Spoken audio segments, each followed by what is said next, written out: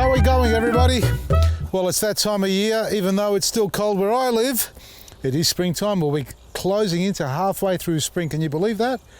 Well, the weather's still holding off on us, so we've got a little bit of a spike today, about 17 degrees, but now it's dropped down to 11 again. And I'm standing next to our espalier fruit trees. For those who haven't seen this before, I built this about 2 years ago. I'm standing in front of a lime tree. It's putting on some beautiful new growth on it. Have a look at all this. It's beautiful. We've got a little bit of a discoloured leaf there. Don't worry about that. That's just an old leaf. It's been weathered. But all this new growth is coming on fantastically all the way around. Now, it's not the lime tree that gets affected the most. And what I'm talking about is citrus gall wasp, because as the weather warms up, all the pests come out, and you've seen in my previous videos, aphids, leaf curl occurring on our plants, and sure enough, I reckon the whitefly and thrip will be out soon enough, and maybe mites. Not that I wish them to happen, but they do exist, and they do live in a synergy environment with our plants. Now, citrus trees get infected by leaf miner, which is on the new growth here. So all this new growth, as it comes out and starts to develop, it's beautiful, succulent, and it's an attractive leaf and food source for leaf miner. So it comes along, the adult wasp or moth lays its egg on the leaf, the little larvae burrows inside and leaves these snail-like trails. It causes the leaf to curl up and deform, similar to what you've been seeing recently with the leaf curl on peach and nectarine, and even our plum tree from the aphids. Now, this tree or these trees get infected as well. Not so much the lime tree, it's the orange tree, and it's in particular the lemon tree that gets infected. Now, this orange tree has gone nuts again. Look at all the leaves. Sorry, I shouldn't say leaves, I should say flowers. If this was to keep every single one of these flowers, I'm going to be a monkey's uncle. Some people may think I'm already a monkey's uncle, silverback or greyback as they call them. But this tree won't keep all the flowers. It will drop them. We've still got fruit on here. It's starting to ripen. Very late season for this one. It's a Leng navel. Now, what I want to talk about also is citrus gall wasp. It's the swelling of the branches, and it occurs on, in particular, lemon trees, then the orange tree, and then following that, it's the mandarin and then lime. So that's the order of preference that I've noticed with the citrus gall wasp, the damage that it causes. It does destroy your lemon tree quite severely. It causes it to drop its leaves. It forces it to flower because the tree's under duress, a lot of stress. So it thinks it's going to die, and sure enough, it will over the years. And sometimes if you don't prune them or do anything about it, they may live a few years, 5 years, maybe up to 10 years, but they are really ugly looking. They become very gnarly and, you know, very, very low productive as well, and very few leaves develop on it. So we need to spray the trees and protect them. CGWS is something we brought out about 3 or 4 years ago, maybe a little bit longer. It's been around a while. It's been used as a barrier to cool down trees for those who live in the warmer regions or the tropical regions of Australia, where your trees are exposed to temperatures above 35 degrees, even north of Victoria, when it gets really stinking hot and dry. CGWS creates a film barrier, and it reflects the heat from the sun, so it keeps the temperature of the tree down. So therefore the tree is still productive like this. You see all the new growth coming on and fruiting well even through the hot periods of summertime.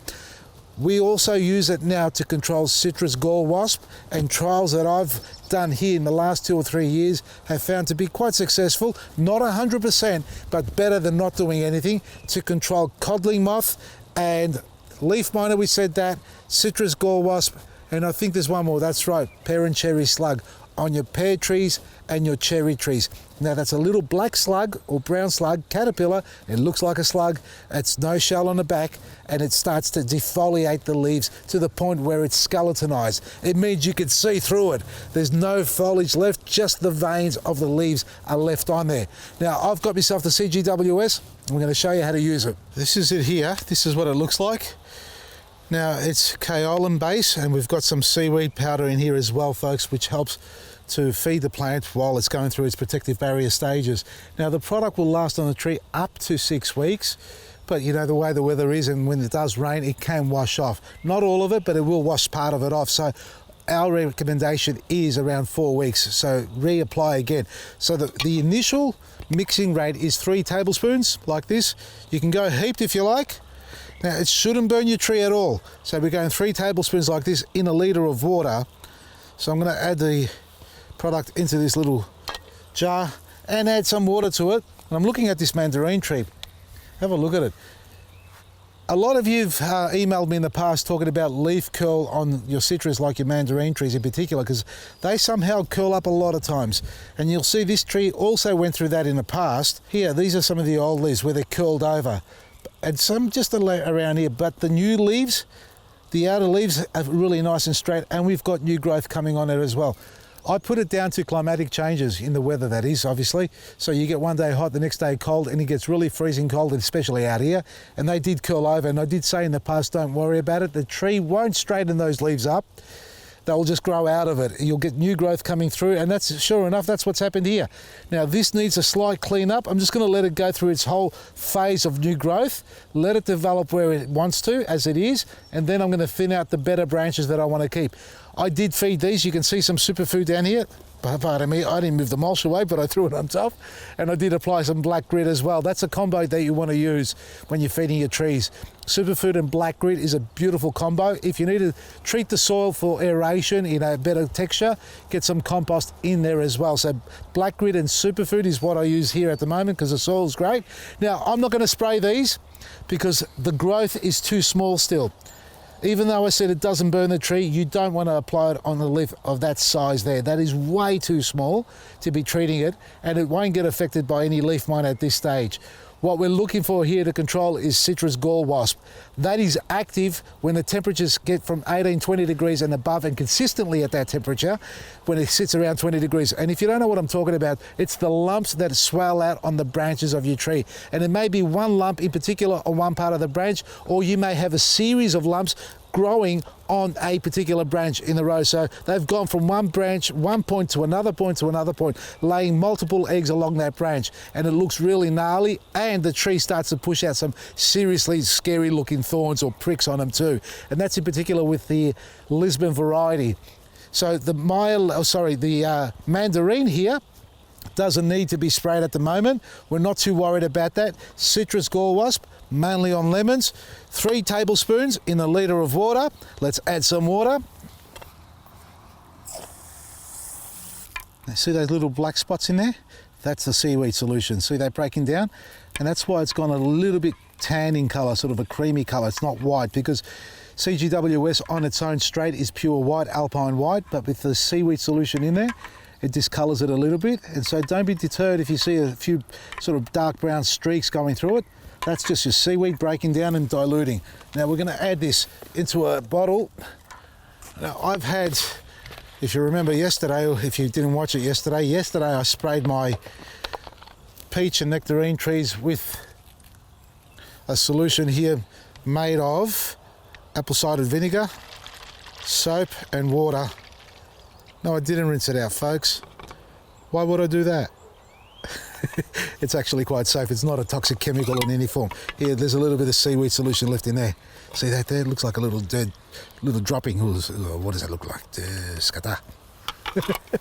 All right. So that's 350 ml. This is a 1.2, I'm guessing. I'm just going to fill it up to the top. A little bit more is not going to hurt. This is the lemon tree, folks. I'm going to spray it on this one here. I haven't pruned this back yet. I've actually left the lemons on here a little bit too long. Oh, this is broken. This one's gone a little bit soft. That's nice and firm. So what I'm talking about when you get lumps on it, this hasn't got any lumps, thank God for that, but it's over here sort of thing. You'll start getting a bit of a swell going on there. That's a bit of an abrasion there, but that's not a citrus gall wasp lump. It starts to swell out.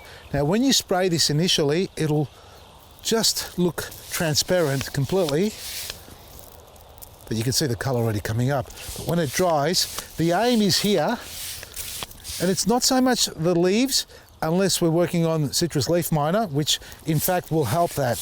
Now what it does, it's not a toxin, it's not a chemical, folks. It leaves a film barrier on the tree. So what that causes for the citrus gall wasp, when it lands on the tree, because it's a tiny, tiny little insect, it's very small. We're talking a couple of millimeters, 2 or 3 millimeters in length, maybe a little bit longer. It becomes like a magnet. So the particles, if you had a microscope, you'd see the particle size of this when it dries on there. It's almost jagged, it's like a crystal. It actually magnetizes itself to the underbody or the body of the insect, suffocating it. And the insect spends most of its time trying to clean itself so it can survive. And therefore it doesn't lay any eggs because it can't actually get through the barrier as well. Now I'm using my Easy Hand Sprayer, and you can adjust it. Look at that, I'm drenching it. A little bit of discoloring there. These trees ready for another feed. And get it everywhere. So you want to coat the branches in particular for the gall wasp. And when it dries, it's going to turn completely white. It should turn white. If it doesn't turn white, you haven't mixed it properly, or you haven't put enough in it. So 3 tablespoons per litre, first application. Second application, which is 4 to 6 weeks later, it's only half strength, so it's 1.5 tablespoons as a reapplication. You don't have to go as strong in the solution. So we'll leave that there to dry, and while that's drying, let's talk about the fruit. Because a lot of you email saying, I sprayed my tree, it's gone all over the garden as well and all over the fruit. Is it safe? Well, it is safe. It is very safe. Simply wash it off and then use your fruit as you wish. If it goes on your veggie garden at the bottom, we say don't spray your leafy greens because they're too hard to clean. It's hard enough cleaning them, you know, with a little bit of dirt on them, let alone having some of this on it. So if you can put a little bit of a cloth over the top just to protect them, it's not going to harm them. You can wash it off and eat them, but ideally avoid getting it onto your leafy greens in your veggie garden. It's for your trees. We're talking citrus trees, apples and pears, and cherry trees as well, to control citrus gall wasp, codling moth, leaf miner, and there's one more, pear and cherry slug. I keep forgetting that one. It's a little slug, a little scut. Oh, that's what it is. Come and check out the grapefruit. We cut this back, I don't know, about a month ago or so, maybe 2. Let me get this off. See here? Look out for this sort of stuff happening. So when you prune your trees, more than likely the rootstock's going to want to kick off. Cut that off because we want all the growth on top. That's a very old leaf. Look, actually I might take that off. It's too big. Look at all this new growth coming on that side there because it's on the younger branches, it's on the extremities. We want it to push out from here, and it has. That's fine. Don't be deterred to see more growth on the side where you don't want it and only a little bit on this side. That's fine. You can, if you wish, cut these off. I'm not going to cut it off yet, but you can remove those to force it to push more energy back into this side because we want to get a more uniform growth on this. Now, why is it growing in that direction? Well, because in the past it was actually turned the other way, 180 degrees, and that side there was where I'm standing here, which is the north side, and that's where the sun shines the most on this plant, and that's why it was growing in that direction. So I spun it around to get more growth to come out on this side, and it has. It's pushed on, and it will, whether it likes it or not. We force it to grow that way because we want to get a balanced structure on the tree. And all this will get cut back in due course. No harm leaving it on there at the moment. It's all good. What it needs is another top up with our superfood and black grit and a good watering. And as these grow, we start to train them properly. Do not spray your trees when they've got tiny little new growth, things like that, or leaves and what they call them, or flowers on it, because we never want to damage any possibility of setting fruit properly, because we want the trees to produce fruit. That's why we grow them. What else would you do it for? For looks? Good. If you've got an ornamental tree, but if you've got a fruit tree, you want the fruit. Now folks, CGWS, the online team, have told me they're doing a major special on this. Buy yourself an Easy Hand Sprayer and they're going to give you a 200-gram refill, absolutely free with it. So you can get your sprayer and your CGWS and spray your trees, and a 200-gram refill will do at least 10 trees, at least 10 or 20 trees, depending on the size of the trees. Check it out at vasilisgarden.com. Everything is discounted every day from me, Vasily Maresi.